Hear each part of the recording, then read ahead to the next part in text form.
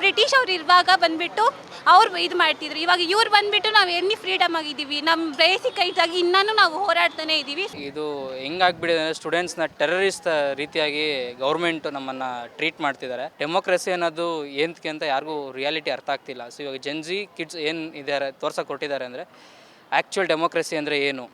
So ಗೌರ್ಮೆಂಟಿಗೆ ಇನ್ನೊಂದು ರೂಪ ತೋರಿಸ್ಬೇಕಂತ ರೆಡಿಯಾಗಿದ್ದಾರೆ. ಇವಾಗ ಪ್ರಾಬ್ಲಮ್ ಆಗಿರೋರಿಗೆ ನೀವು ನ್ಯಾಯ ಕೊಡಲಿಲ್ಲ, ಪ್ರೊಟೆಕ್ಟ್ ಮಾಡ್ತಿದ್ದಾರೆ ಅಂತ ಅವ್ರಿಗೆ ಹೊಡಿತಿದ್ದೀರಾ, ಇದು ಮಾಡ್ತಿದ್ದೀರಾ, ಎಲ್ಲ ಮಾಡ್ತೀರಾ, ಎಲ್ಲೆಲ್ಲಿ ಪ್ರೊಟೆಕ್ಟ್ಸ್ ನಡೀತಿದೆ ಅಲ್ಲೆಲ್ಲ ಕಡೆ ಕಾನೂನೆಲ್ಲ ಹೋಗಿ ಕ್ರಮ ತಗೋತಿದ್ದೀರಾ. ಬಟ್ ಆದರೆ ನಷ್ಟ ಆಗಿರೋ ಮಕ್ಕಳು ಎಲ್ಲಿಗೆ ಹೋಗಬೇಕು? ಅಲ್ಲಿ ಸ್ಟೂಡೆಂಟ್ಸ್ಗಳು ನಿಂತಿರೋದು ಅನ್ಯಾಯನ ಪ್ರಶ್ನೆ ಮಾಡೋಕ್ಕೆ. ಯಾರು ಕೂಡ ಕೊಲೆ ಮಾಡಿ ಇಲ್ಲ ಕಳ್ತನ ಮಾಡಿ ಬಂದಿಲ್ಲ. ಆದರೆ ನೀಟ್ ಅನ್ನೋ ಎಕ್ಸಾಮ್ ಎಷ್ಟು ದೊಡ್ಡ ಸ್ಕ್ಯಾಮ್ ಆಗಿದೆ. 21 ಜನ ಅವರು ಸೂಸೈಡ್ ಮಾಡ್ಕೊಂಡಿದ್ದಾರೆ. ಆದರೆ ನನಗೆ ಅದು ಸೂಸೈಡ್ ಅನಿಸಲ್ಲ, ಈ ಸಿಸ್ಟಮ್ ಅವ್ರನ್ನ ಕೊಲೆ ಮಾಡಿದೆ ಅನಿಸುತ್ತೆ ಸರ್.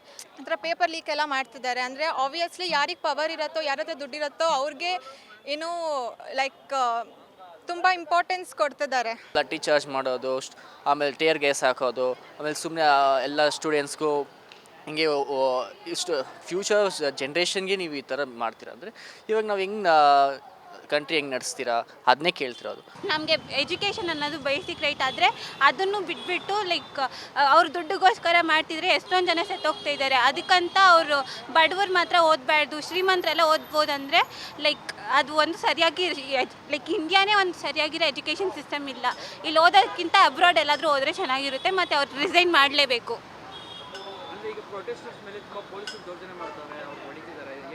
ಅದು ರಿಯಲ್ ಆಗಿ ತಪ್ಪಿದೆ. ಅವ್ರ ಮನೆ ಮಕ್ಳಿಗೆ ಆದರೆ ಬಿಡಲ್ಲ ಅವರು. ಆದರೆ ಲೈಕ್ ಬೇರೆಯವ್ರ ಮನೆ ಮಕ್ಳು ಅಂತ ಅಂದ್ಬಿಟ್ಟು ಚೆನ್ನಾಗಿ ಹೊಡಿತಾ ಇದ್ದಾರೆ. ಅವರು ಪಾಪ ಅವ್ರ ರೈಟ್ಸಿಗಾಗಿ ಲೈಕ್ ಏನನ್ನೋದು ಪ್ರೊಟೆಸ್ಟ್ ಮಾಡ್ತಿದ್ದಾರೆ. ಫ್ರೀಡಮ್ ಸಿಕ್ಕಿನೂ ಏನು ವೇಸ್ಟೇ. ಲೈಕ್ ಬ್ರಿಟಿಷ್ ಅವ್ರು ಇರುವಾಗ ಬಂದುಬಿಟ್ಟು ಅವ್ರು ಇದು ಮಾಡ್ತಿದ್ರು. ಇವಾಗ ಇವ್ರು ಬಂದುಬಿಟ್ಟು ನಾವು ಎಲ್ಲಿ ಫ್ರೀಡಮ್ ಆಗಿದ್ದೀವಿ, ನಮ್ಮ ಬೇಸಿಕ್ ರೈಟ್ಸ್ ಆಗಿ ಇನ್ನೂ ನಾವು ಹೋರಾಡ್ತಾನೆ ಇದ್ದೀವಿ. ಸೊ ಅವ್ರು ಏನೇ ಅದನ್ನು ರಿಸೈನ್ ಮಾಡಬೇಕು. ಮತ್ತು ಎಜುಕೇಷನ್ ಸಿಸ್ಟಮ್ ರಿಯಲ್ ಆಗಿ ಚೆನ್ನಾಗೇ ಇಲ್ಲ ಸ್ವಲ್ಪನೂ. ನನ್ನ ಹೆಸರು ಪ್ರಶಾಂತ್ ಅಂತ, ನಾನು ಮಾಸ್ ಮೀಡಿಯಾ ಕಮ್ಯುನಿಕೇಷನ್ ಜರ್ನಲಿಸಮ್ದ ಓದ್ತಿದ್ದೀನಿ. ಆ್ಯಸ್ ಅ ಸ್ಟೂಡೆಂಟಾಗಿ ಯೋಚನೆ ಮಾಡಿದ್ರೆ ಇದು ಹೆಂಗಾಗ್ಬಿಟ್ಟಿದೆ ಅಂದರೆ ಸ್ಟೂಡೆಂಟ್ಸ್ನ ಟೆರರಿಸ್ಟ್ ರೀತಿಯಾಗಿ ಗೌರ್ಮೆಂಟ್ ನಮ್ಮನ್ನು ಟ್ರೀಟ್ ಮಾಡ್ತಿದ್ದಾರೆ. ಸೊ ಹಲವಾರು ಸಾವುಗಳಾಗಿದ್ದಾವೆ, ಸೂಸೈಡ್. ಇವಾಗ ಹೆಂಗೆ ಅಂದರೆ ಅದು ಏನು ಮಾಡಿದ್ರು ಅಂದರೆ ಇವಾಗ ಲಾಠಿ ಚಾರ್ಜ್ ಅಂತ ಸ್ಟಾರ್ಟ್ ಮಾಡಿದ್ರು CJP ಅವ್ರ ಮೇಲೆ. ಸೊ ಈಗ ಡೆಲ್ಲಿಲಿ ಆಗ್ತಿರೋ ಪ್ರೊಟೆಸ್ಟ್ ಈಗ ಎಲ್ಲ ಸ್ಟೂಡೆಂಟ್ಸು ಯುನೈಟ್ ಆದ್ರೇ ಸೊ ನಾವು ಹೊಸ ಗೌರ್ಮೆಂಟ್ ಸೃಷ್ಟಿಸ್ಬೋದು. ಇಲ್ಲ ಅಂದರೆ ಅದೇನಾಗುತ್ತೆ ಅಂದರೆ ಇವಾಗ ಪಪೆಟ್ ಥರ ಆಗಿಬಿಡುತ್ತೆ. ಗೌರ್ಮೆಂಟ್ ಏನು ನಡೆಸ್ತಿದ್ದಾರೆ ನಾವು ಅದ್ರ ತದ್ಬದ್ಧವಾಗಿರಬೇಕು. ಡೆಮೋಕ್ರಸಿ ಅನ್ನೋದು ಏನಕ್ಕೆ ಅಂತ ಯಾರಿಗೂ ರಿಯಾಲಿಟಿ ಅರ್ಥ ಆಗ್ತಿಲ್ಲ. ಸೊ ಇವಾಗ ಜೆನ್ಜಿ ಕಿಡ್ಸ್ ಏನು ಇದ್ದಾರೆ ತೋರ್ಸೋಕೆ ಕೊಟ್ಟಿದ್ದಾರೆ ಅಂದರೆ ಆ್ಯಕ್ಚುಯಲ್ ಡೆಮೋಕ್ರಸಿ ಅಂದರೆ ಏನು. ಸೊ ಗೌರ್ಮೆಂಟಿಗೆ ಇನ್ನೊಂದು ರೂಪ ತೋರಿಸ್ಬೇಕಂತ ರೆಡಿಯಾಗಿದ್ದಾರೆ.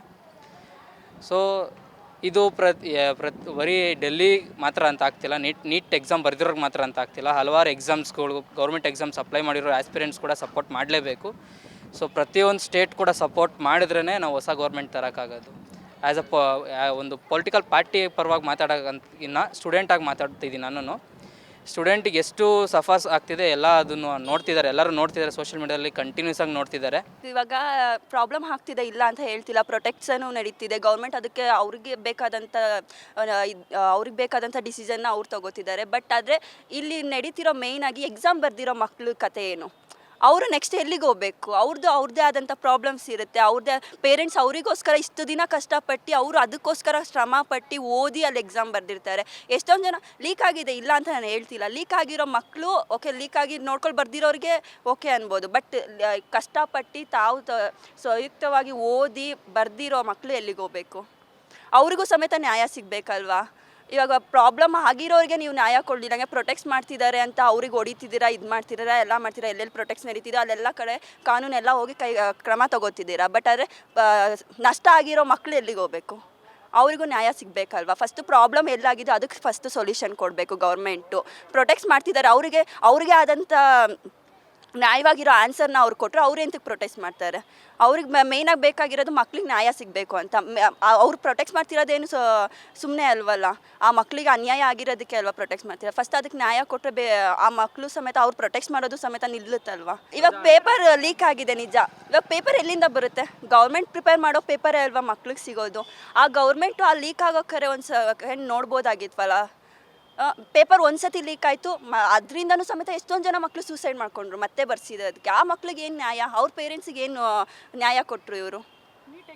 ನೀಟ್ ಎಕ್ಸಾಮ್ ಎರಡನೇ ಸತಿ ಕೊಟ್ಟರು. ಓಕೆ, ಮತ್ತೆ ಲೀಕ್ ಆಗಿದೆ ಅಲ್ವಾ, ಇದಕ್ಕೇನು ಗೌರ್ಮೆಂಟ್ ಕ್ರಮ ಒಂದು ಸತಿ ಲೀಕ್ ಆಗಿದೆ, ಒಂದು ಸತಿ ಲೀಕ್ ಆದಾಗೆ ಅವರು ನೀಟಾಗಿ ಎಚ್ಚರಿಕೆ ತೊಗೋಬೋದಾಗಿತ್ತಲ್ಲ, ಇಷ್ಟು ದಿನ ಎಂತಕ್ಕೆ ಬಿಟ್ಟರು?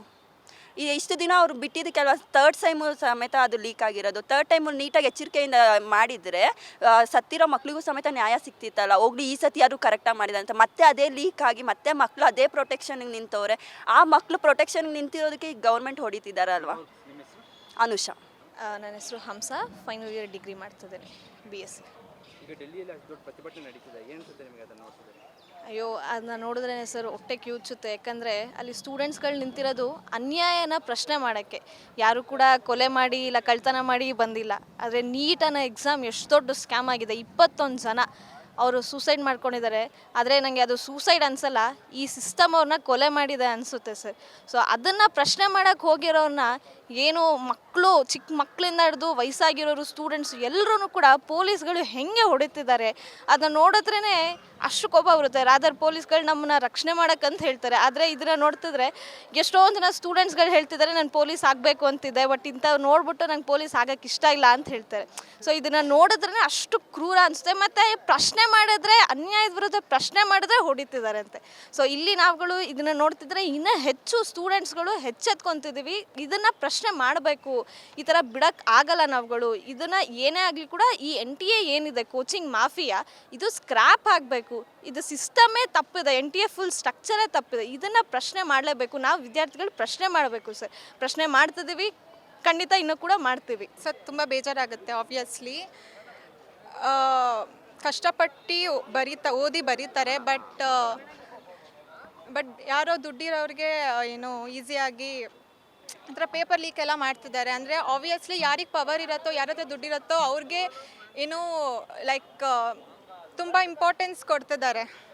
So it's not fair, it's obviously not fair sir.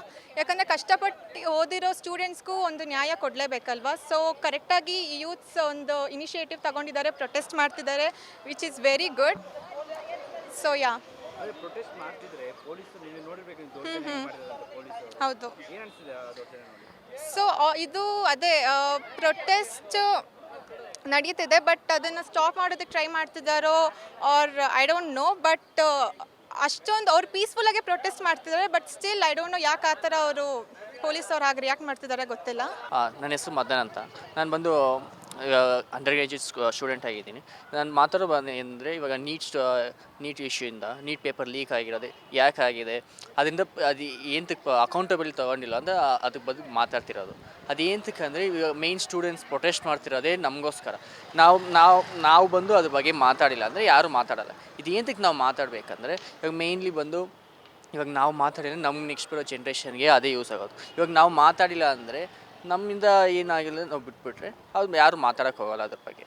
ಅದಕ್ಕೆ ನಾವು ಮಾತಾಡಿ ಆ ಮಾತಾಡೋಕ್ಕೆ ಹೋಗೋದಕ್ಕೆ ಅವರು ಕೇಳ್ತಿಲ್ಲ ಅಂದರೆ ಅಕೌಂಟಬಿಲಿಟಿ ಗೊತ್ತಿಲ್ಲ ಅಂದರೆ ನಾವು ಏನು ಡೆಮೋಕ್ರೆಟಿಕ್ ಕಂಟ್ರಿಯಲ್ಲಿ ಇದ್ದೀವಿ ನಮಗೂ ಗೊತ್ತಾಗ್ತಿಲ್ಲ. India is A democratic country, ಅದ್ರ ಬಗ್ಗೆ ನಾವು ಮಾತಾಡಲೇಬೇಕು.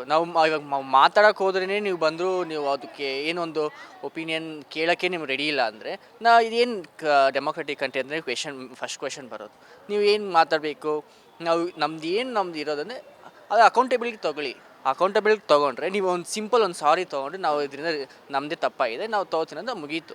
ನೀವು ಅದನ್ನು ಬಿಟ್ಬಿಟ್ಟು ಲಟ್ಟಿ ಚಾರ್ಜ್ ಮಾಡೋದು, ಆಮೇಲೆ ಟೇರ್ ಗ್ಯಾಸ್ ಹಾಕೋದು, ಆಮೇಲೆ ಸುಮ್ಮನೆ ಎಲ್ಲ ಸ್ಟೂಡೆಂಟ್ಸ್ಗೂ ಹಿಂಗೆ ಇಷ್ಟು ಫ್ಯೂಚರ್ ಜನ್ರೇಷನ್ಗೆ ನೀವು ಈ ಥರ ಮಾಡ್ತೀರಾ ಅಂದರೆ ಇವಾಗ ನಾವು ಕಂಟ್ರಿ ಹೆಂಗೆ ನಡೆಸ್ತೀರಾ ಅದನ್ನೇ ಕೇಳ್ತಿರೋದು.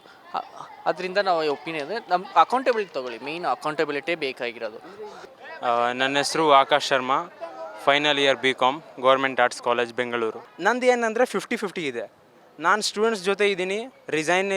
ಎಜುಕೇಷನ್ ಮಿನಿಸ್ಟರ್ದು ರಿಸೈನ್ ಕೇಳ್ತಾವ್ರೆ, ಇದು ಸರಿ. ಸೋನಮ್ ವಾಂಗ್ಚುಕ್ ಜೊತೆ ಇದ್ದೀನಿ. ಆದರೆ CJP ಕೆಲವೊಂದು ವಿಷಯದಲ್ಲಿ ಮಾತ್ರ ತುಂಬಾ ಬೇರೆ ಕಡೆ ಡೈವರ್ಟ್ ಆಗಿಬಿಡ್ತೈತೆ. ಅವ್ರದ್ದು ಮೇನ್ ಮುದ್ದೆ ಇರೋದೇ ಬೇರೆದು. ಇನ್ನೊಂದು ಏನಂದರೆ ಪ್ರೊಟೆಸ್ಟ್ನಲ್ಲಿ ಬಂದು ಒಬ್ಬ ಏನು ಹೇಳ್ತಾವನೆ, ಈ ಸಂಸತ್ ಭವನನೇ ಕಿತ್ತಿ ನಾವು ಬಿಸಾಕ್ಬಿಡ್ತಾ ಇದ್ವಿ. ಇನ್ನೊಂದು ಒಬ್ಬ ಪ್ರಧಾನಮಂತ್ರಿಗೇ ಅವ್ರ ತಾಯಿ ಬಗ್ಗೆ ತುಂಬ ಕೆಟ್ಟದಾಗಿ ಬೈತಾವನೆ. ಅಂದರೆ 50-50%, 100% ಅದು ಎಲ್ಲಿ ನಡಿಬೇಕು ಆ ಕಡೆ ನಡೀತಾ ಇಲ್ಲ. ಸೊ ನನ್ನ ಪ್ರಕಾರ ಕೆಲವೊಂದು ವಿಷಯನಲ್ಲಿ CJP ಇನ್ನೂ ಗಮನ ಕೊಡಬೇಕು. ಮತ್ತು ಅವ್ರು ಹೆಂಗಂದರೆ ಪ್ರೊಟೆಸ್ಟ್ನ ಕಂಟ್ರೋಲ್ ಮಾಡೋಕ್ಕಾಗ್ತಾಯಿಲ್ಲ. ಒಬ್ಬ ಹೇಳ್ತಾವನೆ ನಾನು ಶಾಂತಿ ಪ್ರದರ್ಶನ ಮಾಡ್ತಾಯಿದ್ದೀನಿ, ಇನ್ನೂ ಒಬ್ಬ ಪ್ರಧಾನಮಂತ್ರಿಗೆ ಬೈತವನೆ, ಸಂಸತ್ ಭವನ್ ಕಿತ್ತಿ ಬಿಸಾಕ್ತೀನಿ ಅಂತ ಹೇಳ್ತವನೆ. ಸೊ ನಾನು 100% ಅವ್ರ ಜೊತೆ ಇಲ್ಲ, ಬಟ್ ಕೆಲವೊಂದು ವಿಷಯದಲ್ಲಿ ಮಾತ್ರ ಅವ್ರ ಜೊತೆದಲ್ಲಿದ್ದೀನಿ, ಖಂಡಿತ ಅವ್ರ ಜೊತೆದಲ್ಲಿದ್ದೀನಿ. ನಮ್ಮ ಕಾರ್ಯಕ್ರಮಗಳನ್ನು ನೀವು ನೋಡ್ತಾ ಇದ್ರೆ ನಮ್ಮ ಚಾನೆಲ್ ಅನ್ನ ಸಬ್ಸ್ಕ್ರೈಬ್ ಮಾಡಿ, ಪಕ್ಕದ ಬೆಲ್ ಐಕನ್ ಒತ್ತಿ ನಮ್ಮನ್ನ ಬೆಂಬಲಿಸಿ. ಹಾಗೆ ನಮ್ಮ ಕಾರ್ಯಕ್ರಮಗಳನ್ನ ಲೈಕ್ ಮಾಡಿ, ಕಮೆಂಟ್ ಮಾಡಿ, ಅದನ್ನ ಬೇರೆಯವರಿಗೂ ವಾಟ್ಸ್ಆಪ್ ಮೂಲಕ ಶೇರ್ ಮಾಡಿ. ನೀವು ಹೀಗೆ ಮಾಡಿದಾಗ ನಮ್ಮ ಚಾನೆಲ್ ಇನ್ನಷ್ಟು ಮತ್ತಷ್ಟು ಜನರಿಗೆ ತಲುಪಲು ನೀವು ನಮ್ಮೊಂದಿಗೆ ಸಹಕರಿಸಿದ ಹಾಗಾಗುತ್ತೆ. ಇದು ನೀವು ಯಾವುದೇ ಖರ್ಚಿಲ್ಲದೆ ಕೆಲವೇ